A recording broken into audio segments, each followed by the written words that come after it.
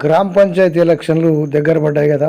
ఒక 20 మంది యువకులు అంతా కలిసి ఒక దాబా హోటల్లో కూర్చొని ఎవరిని నిలబడదామా అని ఆలోచించి వాళ్ళ మనసులో ఒకరిని అనుకొని అక్కడ నుండి బయలుదేరి 20 నిమిషాలు అక్కడికి వెళ్ళిర్రి. అన్నా ఈసారి ఎలక్షన్లో నువ్వే నిలబడాలన్నా, నువ్వు గెలుస్తావు ఖచ్చితంగా అని చెప్పి. అరే మా ఇంట వంట ఎవరు నిలబడలేదురా ఇప్పటి వరకు, నాకు ఈ రాజకీయాలు అచ్చిరావురా అని ఆ పెద్ద మనిషి చెప్పాడు.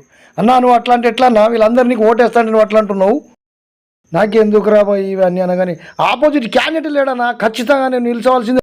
మరి నేను గెలుస్తాను అంటారావురా, గెలిపేమన్నా లీడుతో గెలుస్తావు నువ్వు, లీడు నిజం అవురా, కూర్చుంటే గెలుస్తావు, నా మీద ఒట్టు నువ్వు కూర్చుంటే గెలుస్తావు. ఆయన భార్య ఎలక్షన్లు మనకి ఏమొద్దంటది, ఊరక ఈ పిల్లల కంటే నీకేమైనా ఎక్క తెలుస్తుందా, నోరు మూసుకో అంటాడు. నాకు ఎందుకో వద్దనిపిస్తుంది రాబోయ్, నాకు నచ్చలేదు. అన్న వచ్చే సంవత్సరము నీ కూతురు పెళ్లి పత్రికలో గ్రామ అధ్యక్షుని కూతురు అంటే ఎవరు గొప్పతనం అన్న. నిజమేనే, రే గెలుస్తా అంటావా, ఒట్టు అన్న నువ్వు కూర్చుంటే గెలుస్తావు నువ్వురా అని చెప్పగానే ఆ యువకుల మాటలు విని ఇంటికి వెళ్ళిండు, అన్ని దేవుళ్ళకు మొక్కిండు, బొట్టు పెట్టుకొని ఆ ఊళ్ళో రచ్చబండ పైన కూర్చున్నాడు. ఇక అటు నుంచి 2 యువకులు వచ్చేసారు. అన్నా కూర్చుంటే పని జరగదన్నా అని అన్నాడు. ఒరే కూర్చుంటే గెలుస్తావు అని చెప్తే కదరా నువ్వంటే, ఇప్పటికీ నువ్వే గెలుస్తావు అన్నా, కానీ ఊళ్ళో తిరిగేస్తాం పదా అని అన్నాడు. అయితే పదండ్రా మరన్నాడు అన్నాడు. అన్నావు ఇద్దరేమైతే ఏం కుదరదు, కనీసం 20 మంది అన్నా ఉండాలి మన ఎంబడి, అట్లా పిలుచుకుంటారా అన్నాడు. అన్న ఒట్టినే వస్తారు వాళ్ళు, వాళ్ళ బండ్లకు పెట్రోల్ అవసరం లేదా ఏంది అని అన్నాడు.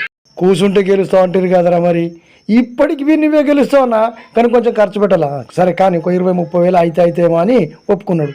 ఇక ఎలక్షన్ 3 రోజులు అనగా ఒకడు పరిగెత్తుకుంటూ వచ్చి, అన్నా నన్ను ఎత్తి ఖరాబ్ అయిపోతున్నాను అనగానే, ఏమైందిరా నాయన చెప్పు అని అన్నాడు. అన్నా మన ఎక్స్పర్టులు పాత బంగ్లాలో బిర్యానీ వండుతున్నారు అన్న అని వాడు చెప్పాడు. మరి మనం ఏం చేద్దామరా అని వీడు అడిగాడు. అన్న మనం మటన్ బిర్యానీ చేద్దామన్నా అని అన్నాడు. కూర్చుంటే గెలుస్తావు అంటే కదా అంటే, ఇప్పుడు నువ్వే గెలుస్తావు, కొంచెం ఖర్చు పెట్టాలా.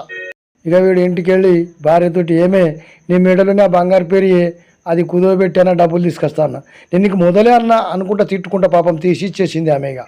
రేపు ఎలక్షనంగా ఒకడు ఇంటికి వచ్చిండు. అన్నా రేపేమైనా కింద మీద అనుకో నేను ఊరిడిసిపెట్టి వెళ్ళిపోతాను అని అన్నాడు. ఎందుకురా అంటే, ఆలోచించన్నా, కొంచెమన్నా ఆలోచించు, పోటీలో నిల్చున్నాక చచ్చినా ఒకటే ఓడినా ఒకటే అన్న, ఎవరే ఎలక్షన్ కాలేదు ఎందుకురా అట్లా మాట్లాడుతున్నావు, ఆపోజిషన్ నువ్వు ఇట్లా చేస్తారనే కళలు కూడా అనుకోలేదన్నా, ఏం చేస్తున్నారు ఎరకనా, ఆ అమ్మ వాళ్ళు ఒక్కొక్కరు ఇంటింటికి 3 వేలు ఇస్తున్నట్టు అన్న, మరి ఇప్పుడు మనం ఏం చేద్దామంటావురా, కనీసం మనం 4 వేలన్నా ఇవ్వాలి కదన్నా, కూర్చుంటే గెలుస్తావు అంటే కదరా, ఇప్పటికీ నువ్వే గెలుస్తావు, కానీ కొంచెం డబ్బు ఖర్చు పెట్టాలన్నా.